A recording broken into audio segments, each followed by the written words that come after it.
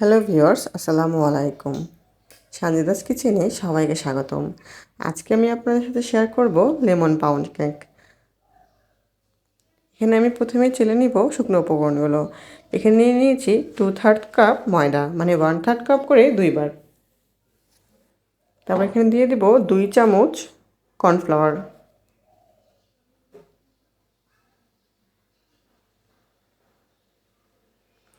তারপর এখানে দিয়ে দিয়েছি 1 টিস্পুন বেকিং পাউডার ও 1 টেবিল চামচ গুঁড়া দুধ দিয়ে এই শুকনো উপকরণগুলোকে খুব ভালো করে চেলে নিব।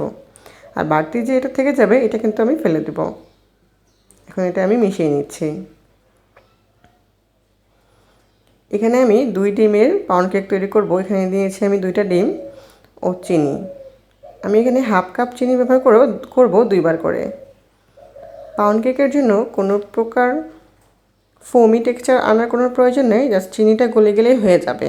আর আপনারা এটা কুসুম সহই বিট করতে পারেন, কোনো সমস্যা নেই, কারণ এখানে ফোম দেবে যাওয়ার কোনো ভয় নেই।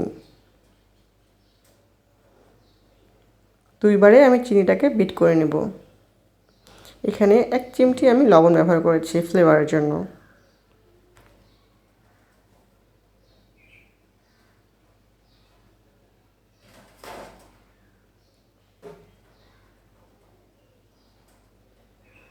এখন দিয়ে দিলাম লেমন জেস্ট, মানে লেবুর উপরের খোসাটুকু।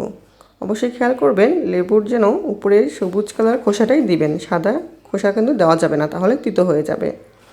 আর দিয়ে দিলাম 1 চামচ লেবুর রস দিয়ে ভালো করে বিট করে নিচ্ছি। এখন এটা আমি আর বিট করব না। দিয়ে দিলাম ভ্যানিলা এসেন্স ও হাফ কাপ তেল। তেল দেওয়ার পরে কিন্তু খুব বেশিক্ষণ বিট করব না, জাস্ট 30 সেকেন্ডের মতো বিট করে নেব। লেমন পাউন্ড কেকে কিন্তু ভ্যানিলা এসেন্স আপনাদের না দিলেও চলবে, কারণ লেবুর একটা খুব ভালো ঘ্রাণ এমনিতেই চলে আসে।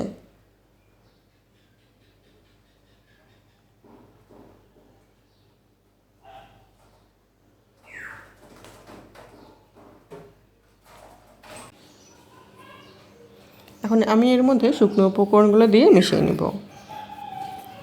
এখানে শুকনো উপকরণ ভালোভাবে মেশানোর প্রয়োজন নেই, জাস্ট মিশিয়ে নিলেই হয়ে যাবে। তাই আমি একটু তাড়াতাড়ি ঘুরিয়ে ঘুরিয়ে মিশিয়ে নিচ্ছি। তো দেখতে হবে যে খুব ভালো করে মেশানো হয়েছে কিনা। চেক করে নিচ্ছি ভিতরে কোনো লাম্পস রয়ে গিয়েছে কিনা। এই ব্যাটারটিকে আমি 2 ভাগে বেক করব, মানে একটি মোল্ডে না, আমি এটাকে 2 মোল্ডে বেক করব 2বার। একবার একটু বেশি করে আর একবার একটু কম করে, আমি 2টাই আপনাদেরকে দেখিয়ে দেব। এখানে মোল্ডের মধ্যে আমি একটু তেল ব্রাশ করে নিয়েছি আর দিয়ে দিলাম একটি পেপার, ঠিক নর্মাল পেপার। এখানে দিয়ে দেবো ব্যাটারটি।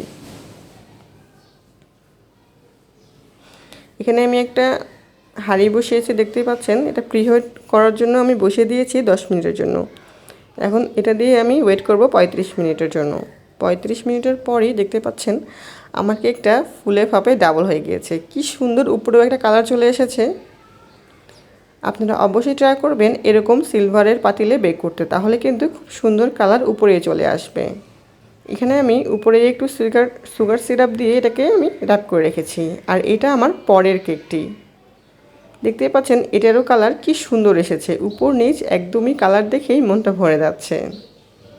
প্রথমের কেকটা আমি একটু বেশি করে ব্যাটার দিয়ে বেক করেছি, তাই একটু বেশি মোটা হয়েছে। আর এটা একটু অল্প ব্যাটার দিয়েছি, তাই এটা একটু পাতলা হয়েছে। কিন্তু খেতে কিন্তু অসাধারণ, একদম সফট স্পঞ্জি, খুবই মজাদার। আমার ভিডিওগুলো ভালো লাগলে অবশ্যই আমার চ্যানেলকে সাবস্ক্রাইব করবেন, লাইক কমেন্ট করতে ভুলবেন না। এটা আমার দ্বিতীয় কেকটি, আমি প্রথম কেকটিও আপনাদেরকে দেখিয়ে দিব।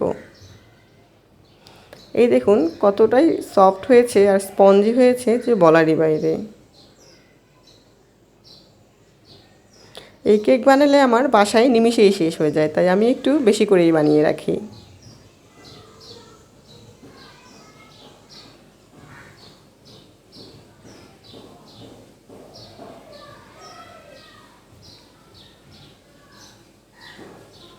একদমই দোকানের মতো।